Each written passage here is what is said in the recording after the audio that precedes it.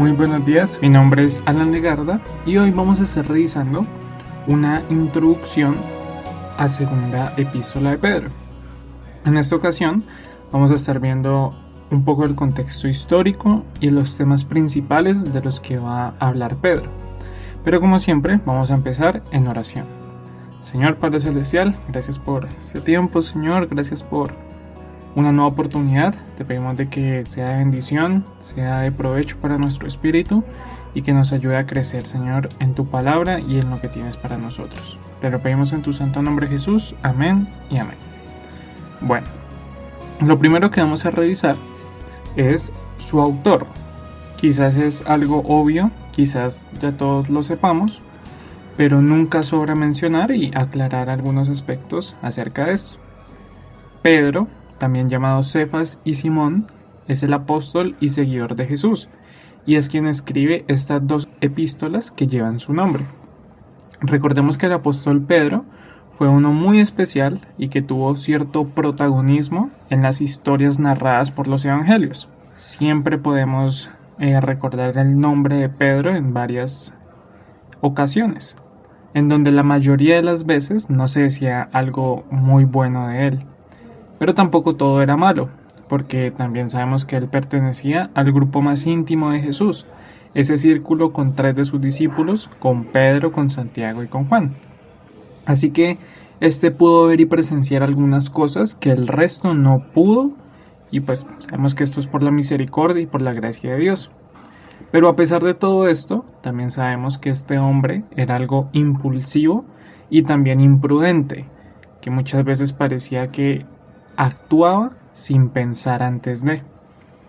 Y fue así durante prácticamente toda la época del ministerio de nuestro Señor Jesús. Y al final del día, pues era un ser humano con muchos errores, como cualquiera de nosotros. Pero también, por el amor del Señor, ese mismo hombre ha madurado a través de los años y tomando más experiencia en lo que a Cristo se refiere. Es así como ahora vemos a un Pedro nuevo, maduro y decidido por Cristo al 100%, y que está para aconsejar a los demás cristianos que buscan agradar a Dios.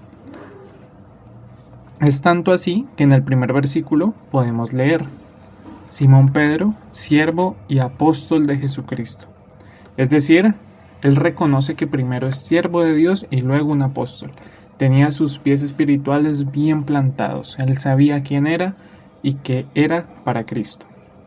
Así que, bueno, ese es su autor, un hombre, probablemente ahora anciano, que continúa siendo un pilar para la iglesia global en ese momento, que pues apenas estaba en crecimiento. La iglesia en ese instante era más bien pequeña.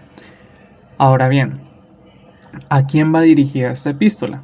Esta epístola no nos provee esa información en un sentido específico. Es decir, a diferencia de otros libros, otras cartas que hemos leído, no se nos dice puntualmente a quién va dirigida. Pero sí se nos dice algo, y está en el primer versículo, en la parte B. Dice: a los que habéis alcanzado, por la justicia de nuestro Dios y Salvador Jesucristo, una fe igualmente preciosa que la nuestra. Por interpretación del versículo, la epístola va dirigida a creyentes, obviamente. Es decir, como se nos dice, a esas personas que han alcanzado una fe preciosa. Y un inciso importante que no quiero saltar es que dice a los que han alcanzado, pero también nos dice a qué se refiere. Dice que han alcanzado por la justicia de Dios y por el Salvador Jesucristo. Es decir, no se alcanza la fe por esfuerzos humanos, no se alcanza la fe con algo que hacemos, sino que alcanzamos la fe por medio de Jesucristo. Cerramos ese paréntesis. Ahora bien, algo más específico respecto a el destinatario, podríamos leerlo en Primera de Pedro. El primer versículo de Primera de Pedro nos dice: Pedro, apóstol de Jesucristo, a los expatriados de la dispersión en el Ponto, Galacia, Capadocia, Asia y Bitinia. Así que podríamos decir que esta epístola va para estos mismos creyentes que habían sido expatriados a causa de su misma fe en Jesús. Estos eran una red de iglesias en lo que se conocía como Asia Menor, que es, como muchas veces hemos dicho, la actual Turquía. Así que eso respecto a quién va dirigida. La siguiente pregunta que podemos responder es ¿cuándo? Bueno, Primera de Pedro se escribió durante el reinado del emperador Nerón, seguramente lo hemos escuchado, es muy conocido, donde había una persecución en contra de los cristianos, pero en ese instante era más bien social y económica, es decir, no era nada violento o por parte del Estado, aunque sí existían algunos casos pocos. Pero Segunda de Pedro ya se remonta entre el año 66 y 68 después de Cristo. Esto significa que es un par de años después de que la persecución política y por parte de los romanos se intensificara. Es decir, que si eran tiempos realmente difíciles para la iglesia, ya estaban siendo cazados como por un joven Saulo, por ejemplo. Todo este tipo de situaciones ya eran reales y los cristianos estaban siendo perseguidos hasta ser torturados y asesinados por el hecho de ser cristianos. Ahora, este dato respecto al año también es un dato que puede ser triste porque por la historia sabemos que Pedro murió durante el reinado de Nerón, es decir, que podríamos ver esta epístola como una de despedida. Estas son las últimas palabras de Pedro que deja por escrito hacia las iglesias, y esto nos lo confirma él mismo en el versículo 14 del primer capítulo. Dice, sabiendo que en breve debo abandonar el cuerpo, como nuestro Señor Jesucristo me ha declarado. Es decir, que el mismo Señor ya le había dicho que estaba pronto a morir. Y la última pregunta que podemos responder es ¿dónde? Por lo que se sabe, Pedro estaba en Roma cuando escribió esto, y tiene sentido, como les decía, según la historia, Pedro murió en Roma, entonces es verdad que eran sus últimos años de vida. Ahora, podemos pensar un poco en el bosquejo que tiene la epístola, y después, gracias a ese bosquejo, vamos a ver los temas principales de los que va a hablar Pedro. Esta es una epístola, como las que hemos visto, muy corta, cuenta con solo 3 capítulos. En el primer capítulo vamos a ver a Pedro eliminando todas las dudas acerca de la esperanza que nos ofrece Cristo y de nuestra nueva identidad. En el segundo capítulo, lo cual es el tema principal de toda la epístola, vamos a ver la advertencia que les quiere dejar respecto a los falsos maestros que se estaban levantando en esa época y que lo único que buscaban era dañar y dividir la iglesia. Y por último, en el capítulo 3, él va a mencionar algo respecto a la segunda venida de Cristo, incitando a la paciencia en esa espera. Así que esa es una forma básica y muy grosso modo de dividir la epístola, pero podemos enfocarnos un poco más en los temas que se tratan. Algo interesante que podemos notar es la diferencia entre Primera de Pedro y Segunda de Pedro. Primera de Pedro fue una carta de aliento para los cristianos que estaban sufriendo, pero Segunda de Pedro se enfoca más bien en los problemas internos de la iglesia.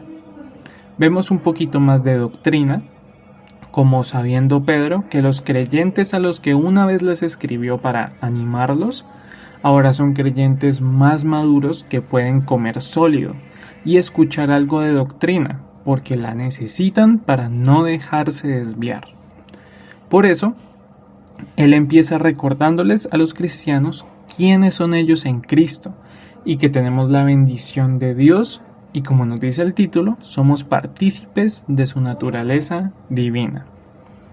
Esto, mis hermanos, es algo que debemos de saber bien. Nosotros tenemos que saber quiénes somos espiritualmente hablando. Contamos con el poder de Dios y con el fruto del Espíritu Santo. ¿Lo sabemos bien? ¿Tenemos eso presente? Lo segundo, y de vital importancia, los falsos maestros. Y esto va en todos los sentidos. Es verdad que es muy probable que se nos presente un falso maestro antes de nosotros ser un falso maestro. Pero es algo que nunca debemos de descartar. Para el primer caso, si se nos presenta un falso maestro, tenemos que aprender a identificarlos. Son estas personas con malas intenciones en su corazón y que su evangelio es diferente al que nosotros conocemos y del que nos habla la Biblia. Recordemos algo que nos dice Pablo en Gálatas 1:8. Dice: mas si aún nosotros o un ángel del cielo os anunciare otro evangelio diferente del que os hemos anunciado, sea anatema. Anatema, hermanos, significa algo destinado para destrucción. En otras palabras, es algo maldito. Es la palabra que usan otras traducciones. Así que cualquiera que nos ofrezca un evangelio diferente, que nos diga la Biblia dice, pero nosotros sabemos que la Biblia nunca dice eso, la Biblia lo llama maldito. Así que no importa la apariencia o la aparente amabilidad de alguien, si lo que dice está en contra de lo que dice la Biblia, está totalmente incorrecto y no debemos de prestar nuestro oído para eso. Ahora bien, también tenemos el segundo caso, y es donde nosotros somos los falsos maestros. Y es simplemente una advertencia y es: cuidado. Esto nunca termina bien. Son muchas, todas las veces que la Biblia habla en contra de esto, como la que acabamos de leer de Pablo en Gálatas, como también Apocalipsis, capítulo 22, versos 18 y 19 nos dice: yo testifico a todo aquel que oye las palabras de la profecía de este libro. Si alguno añadiere a estas cosas, Dios traerá sobre él las plagas que están escritas en este libro. Y si alguno quitare de las palabras del libro de esta profecía, Dios quitará su parte del libro de la vida y de la santa ciudad y de las cosas que están escritas en este libro. Así que la Biblia es la palabra de Dios, es la palabra del Ser Supremo y Perfecto.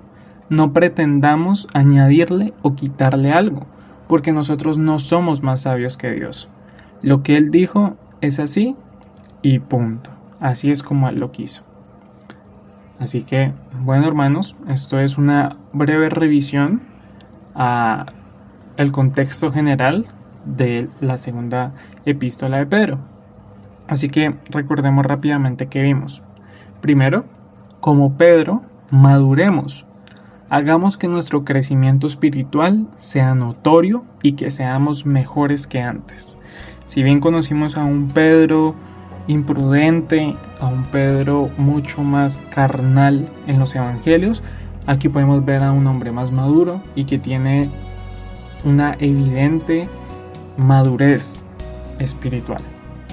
Segundo, como vimos en sus epístolas, animemos y aconsejemos a otros creyentes tal como lo hace Pedro. Seamos de apoyo y de aliento para nuestros hermanos. Tercero, tengamos claro quiénes somos en Cristo, su autoridad y poder, pero también las responsabilidades que eso nos trae. Pertenecemos a Cristo y ahora nuestra vida no es igual. Y por último, cuidémonos de los falsos maestros. Aprendamos a reconocerlos y no prestemos oído a ellos. Y muchísimo menos se nos ocurra ser uno de estos. Señor Padre Celestial, gracias por este día, Señor. Gracias por esta oportunidad que nos das. Te pido, Señor, de que nos recuerdes lo que hoy pudimos revisar y lo que nos hablaste a través de tu palabra. Te pido de que no sea simplemente un audio más, no sea otra porción que escuchamos o leemos, Señor, sino que sea de verdad algo que haga un hueco en nuestro corazón y podamos atesorarlo. Te lo pedimos en tu santo nombre, Jesús. Amén y amén.